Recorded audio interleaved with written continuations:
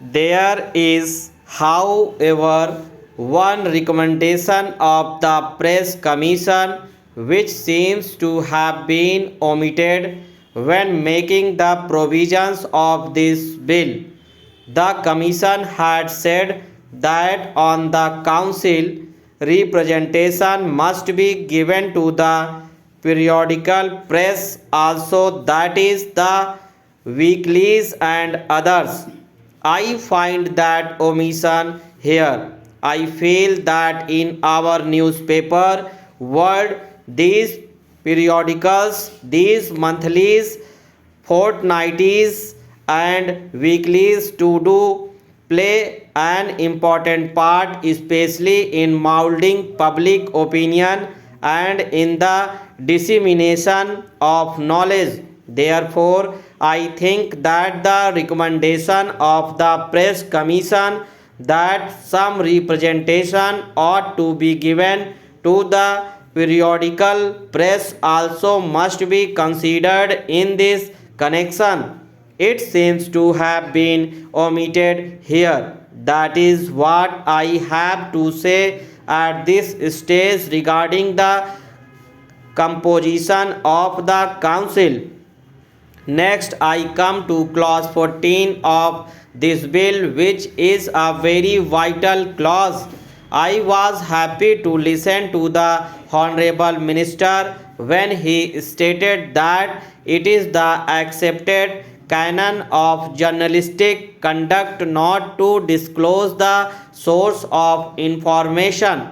If you go through the history of journalism in India, you will find that our top men in the newspaper world had refused to divulge the source of information, and they had to suffer for it, and because of such suffering the prestige and self-respect of the profession have been very much heightened. No journalist worth his salt would disclose the source of his information, not because he is so anxious to keep his own self respect, but because he knows that it is vital for the profession as a whole. If you want in an independent press, if you want our newspapers to play their part in the field of public opinion, if you ask them to disclose the source of their information, then the very spring of independent journalism would be touched, and that is not a desirable thing. The Honorable Minister has himself explained that point, and therefore I need not labor that point any more. I, however, find that clause 14 expressly lays down that the Council has the power of requiring discovery and production of documents. If you call upon a correspondent or the owner of a paper or a publisher, in many cases it would be impossible to withhold the source of information. You cannot withhold the source of information and at the same time discover and produce the documents. We have given notice of an amendment. Even if you want to continue the existing provision, you could provide for an exception saying that the journalists must not be required to disclose the source of information. It is not a question of just the newspaper people and the public being apprehensive over these things. Here is a provision which has been expressly put there. Of course, you can say that eminent journalists will be there on the council and that we can expect the leaders of the newspaper world who can be expected to be elected to this council to pay proper heed to the professional standards, but it will be better if you were to put an express provision in the bill itself. Now the newspapers reflect political opinion of the country, and there are bound to be sharp differences, and however much we may try, it may not be always possible to keep within the limits.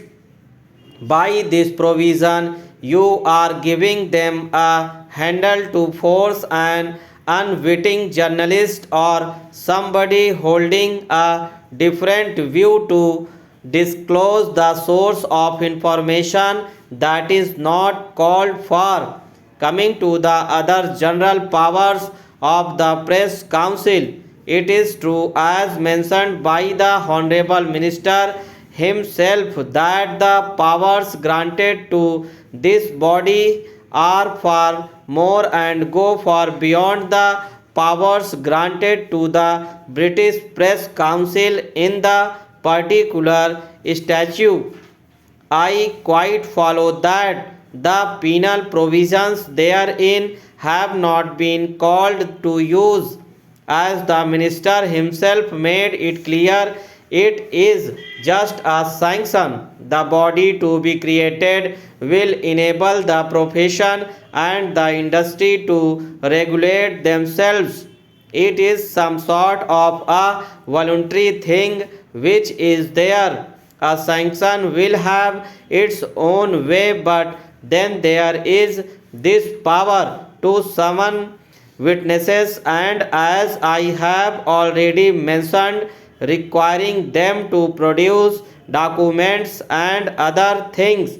When you give all these powers, at least some of us feel that in the present setup in our country, these powers are a little excessive. They are not called for in the present conditions existing in our newspaper world. Some of these powers have not been found necessary to be given to the British Press Council even, and yet we are investing our press council with such powers. It will be a rather hasty experiment to make in entrusting our press council with these things.